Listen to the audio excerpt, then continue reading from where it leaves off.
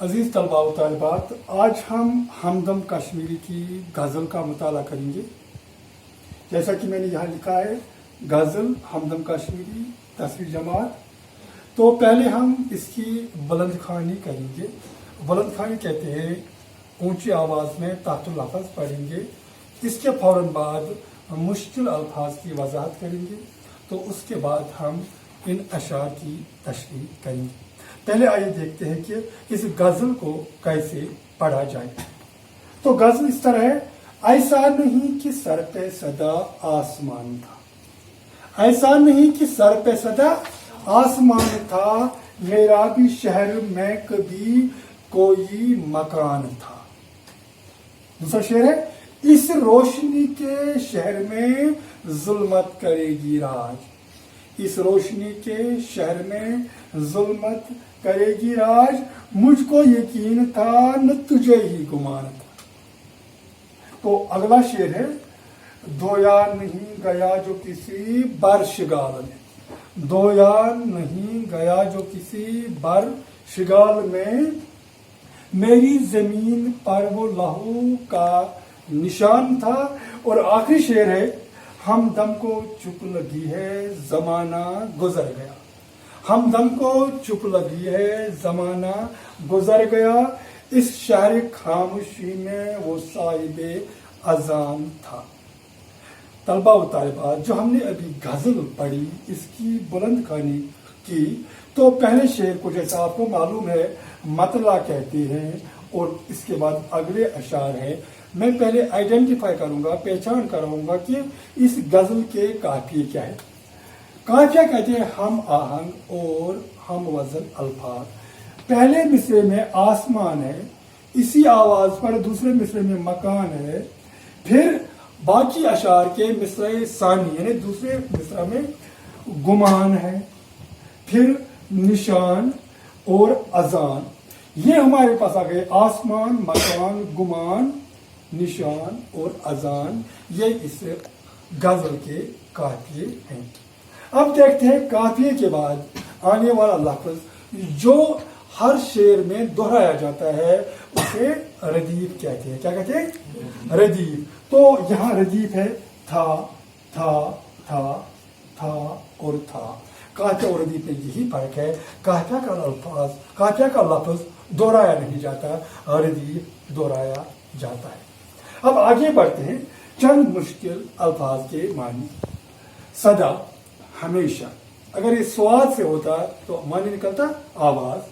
बरशिगाल, बारिश को कहते हैं। गुमान, वहम को कहते हैं, ख्याल को कहते हैं, एहसास को कहते हैं। लहू, खून को कहते हैं। खामोशी, ये मुख्तफ है एक लफ्ज का, खामोशी का। कभी शायर अपनी मजबूरी के तहत खामोशी लिखता है और कभी खामोशी भी लिख सकता है। फिर है साहिबी अजान, अजान देने वाला। अब आइए इन अशार की तशरीह करें। पहले शेर की तरफ देखते हैं, ऐसा नहीं कि सर पे सदा आसमान था, मेरा भी शहर में कभी कोई मकान था। शायर अपने बारे में कहता है कि आप कभी गुमान मत कीजिए कि हमेशा मेरे हालात ऐसे ही थे, यानी मेरे सर पे हमेशा आसमान ही था। सर पे आसमान होना यानी बेसहारा होना, रहने को कुछ नहीं होना, जैसे खुले आसमान के नीचे जिंदगी गुजारना। शायर कहता है कि आप ये मत गुमान कीजिए कि मैं हमेशा से बेसहारा था, मैं खुले आसमान के नीचे जिंदगी गुजारा था, मैं इतना गरीब और मुफलिस था और नादार था। मेरा भी शहर में कभी कोई मकान था, मेरा भी एक मकान था, और गांव में नहीं, देहात में नहीं, जंगल में नहीं, बल्कि शहर में, जहां रईस लोग बसते, जहां बस्तियां आबाद है, मेरा भी अपना ठिकाना है। तो इस शेर के जरिए शायर अपने माजी को याद करते हुए कहता है कि मैं भी कभी आबादियों में रहा करता था, मेरा अपना घर था, ऐसा बिल्कुल नहीं कि मैं हमेशा से बेघर था और बेसहारा था। तो दूसरा शेर पढ़ते हैं, इस रोशनी के शहर में जुल्मत करेगी राज, شاعر کسی شہر کا ذکر چھیڑتے کہتے ہیں کہ یہ جو روشنیوں کا شہر آپ کو اس وقت دکھائی دیتا ہے، ہر جانب کمکمے ہیں، ہر طرف روشنیاں ہی رکھتے ہیں، یہ روشنیوں کا شہر اس وقت جو دکھائی دیتا ہے، ایک وقت آئے گا جب یہاں تاریکیاں راج کریں گی، ظلمت یہاں راج کرے گی۔ مجھ کو یقین تھا نہ تجھے گمان، کہتا ایسا وہم نہ مجھے یقین تھا کہ جو روشنی کا شہر جس کا میں بھی ذکر کرتا کہ اس پر ایسا بھی وقت آئے گا کہ ظلمت اس پر راج کرے گی، اس پر اندھیرا چھائے گا، نہ مجھے یقین تھا اور نہیں اے میرے محبوب تمہیں ہی گمان۔ تو اس شعر کے دو معنی نکل سکتے ہیں۔ شاعر ایہم بوئی سے کام لیتا ہے، جب دو معنی نکلتے ہوں، ایک قریبی اور دوسرا بعید۔ ہاں، جب ہم اس طرح اس کو ایک اور معنی کے روشنی کا شہر، شاعر کا اشارہ اپنے دل کی طرف ہو، جو محبوب کی یاد کے رہتے، محبوب کے وصال کے رہتے، محبوب کے جلوہ نمائی کے رہتے روشنیوں کا شہر بن گیا تھا۔ شاعر اپنے ہی محبوب سے بات کرتا ہے کہ اے میرے محبوب، اس روشنی کے شہر میں جو ہمارا دل تھا، روشنیوں کا شہر تھا، کیا تم نے کبھی سوچا تھا کہ اس پر اندھیرا چھائے گا، اس پر ظلمت راج کرے گا؟ نہیں، مجھے کبھی بھی یقین نہیں تھا، میں کبھی یہ سوچ بھی نہیں سکتا، مجھے معلوم ہے تو میں بھی کبھی گمان نہیں رہا ہوگا۔ طلبہ و طالبات، اس میں روشنی اور ظلمت دو متضاد چیزوں کا ذکر کیا گیا۔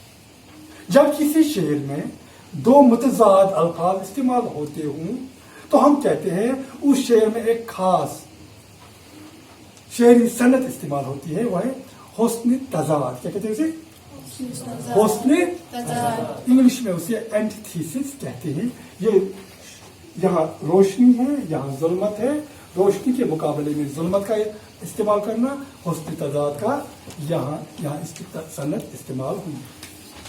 بڑھتے ہیں اگلے شعر کی طرف۔ آپ کو سمجھ آتی ہے میری بات؟ یس سر۔ تو آگے بڑھتے ہیں۔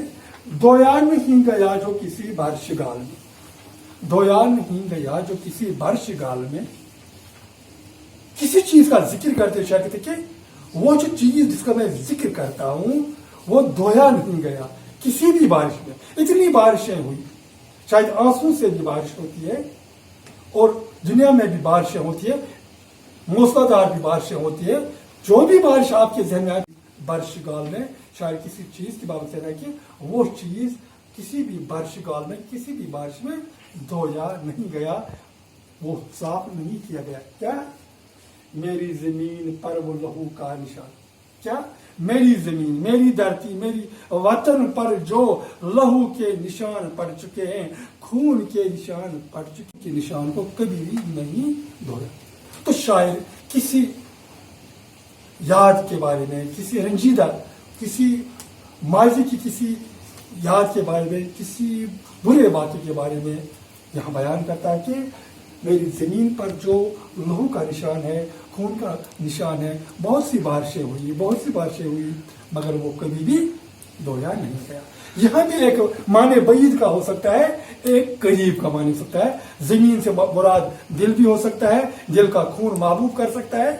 جب دل کا خون محبوب ایک بار کر سکتا ہے، بھروسہ توڑ دیتا ہے، پھر وہ کتنی ہی عنایتیں کرے، نظر التفاف کرے، پھر وہ جو خون ہو چکا ہوتا ہے دل کی زمین کا، کہتے ہیں شاید کچھ قصد دل نہیں کہ بنایا نہ جائے گا۔ دل کا مال ایک بار ٹوٹ جاتا ہے، دوبارہ تعمیر۔ تو شاید یہاں بھی ایسا ہی کچھ کہتا ہے کہ جو میری زمین پر خون کے یہ نشان ہے، خون کے دھبے ہیں، کتنی ہی بارشیں ہوئی مگر یہ دھبے صاف نہیں ہو سکے۔ آخری شعر کو مقطع کہتے ہیں۔ غزل کے آخری شعر کو مقطع کہتے ہیں، غزل کے پہلے شعر کو مطلع کہتے ہیں۔ مقطع میں شاعر عموماً اپنا تخلص بھی ڈالتا ہے، جیسے ہمدم کشمیر کا تخلص ہمدم کو چپ لگی ہے زمانہ گزر، چپ لگنا خاموش ہو۔ شاعر اپنے بارے میں کہتا ہے کہ میں ہمدم کشمیر، ایک عرصہ ہوا اب میں بات نہیں کرتا، اب میں منہ نہیں کھولتا، میں خاموش ہو چکا ہوں، میں بات کرنے سے کتراتا۔ ہمدم کو چپ لگی ہے زمانہ گزر، ایک عرصہ ہوا میں خاموش ہو چکا ہوں، میں بالکل بات نہیں. اقبال کا شعر ہے. یہ کیسا ہے؟ یہ دستور زبان بندی ہے کیسا تیری محفل میں، یہاں تو بات کرنے کو ترستی ہے زبان میری. یہاں بھی ایسا ہی کچھ شعر ہے. ہمدم کو چپ لگی ہے زمانہ گزر گیا، ایک عرصہ ہوا کہ ہمدم خاموش پڑا ہے، بات نہیں کرتا. اس شہر خاموشی میں وہ صاحب اذان تھا. میں جس شہر میں رہتا ہوں اس سے پہلے ہمدم ہی یہاں صاحب اذان تھا. پکارتا رہتا تھا، دن بھر ہنگامہ مچاتا رہتا تھا. شاید اپنے دو ادوار کے بارے میں کہتا ہے کہ اب زمانہ گزر گیا کہ میں بالکل بات نہیں کرتا، ورنہ پہلے ایسا ہوتا تھا کہ میں ہی ہمیشہ گویا رہتا تھا، میں ہر وقت بات کرتا رہتا. جس طرح ایک بستی میں مؤذن سبوں کو جگاتا ہے، اسی طرح اس خاموشی کے شہر میں شہر خاموشی عموماً قبرستان ہوتے ہیں. جو قبرستان میں لوگ ہوتے ہیں وہ خاموش ہوتے ہیں، وہ بات کرنے کی طاقت نہیں رکھتے. تو یہاں ہمدم کشمیری لکھا کہ ایک عرصہ ہوا میں یعنی ہمدم خاموش ہو چکا ہوں. ورنہ جو آج آپ کو یہ شاعر خاموشان دکھتا ہے، یہ قبرستان دکھتا ہے، یہاں میں ہی وہ کام کرتا تھا جو بستیوں میں صاحب اذان یعنی مؤذن کرتا ہے. تو پیارے بچوں، اس طرح ہم نے یہ غزل کمپلیٹ کی، مکمل کی. ایک بار پھر اسے پڑھتے ہیں، اس کے بعد ہم اس لیسن کو اختتام تک پہنچاتے ہیں. غزل کا مطلب ہے ایسا نہیں کہ سر پہ سدا آسمان تھا، میرا بھی شہر میں کبھی کوئی مکان تھا. اس روشنی کے شہر میں ظلمت کرے گی راج، مجھ کو یقین تھا نہ تجھے ہی گمان تھا. شعر ہے. دھویا نہیں گیا جو کسی برشگال میں، میری زمین پر وہ لہو کا نشان تھا. ہمدم کو چپ لگی ہے زمانہ گزر گیا، اس شہر خاموشی میں وہ صاحب اذان تھا. طلباء و طالبات، مجھے امید ہے کہ آپ کو آج کی یہ غزل سمجھ آ چکی ہوگی، غزل کی تدریس سمجھ آ چکی ہوگی. جب آپ گھر جائیں گے تو جو بھی میں نے یہاں تشریح کروائی، آپ گھر پر اس کی تشریح خود اپنی کاپی پر نوٹ کریں گے. ٹھیک بات ہے نا؟ ٹھیک بات ہے نا؟ تو آج کے لیے اتنا ہی. خدا حافظ.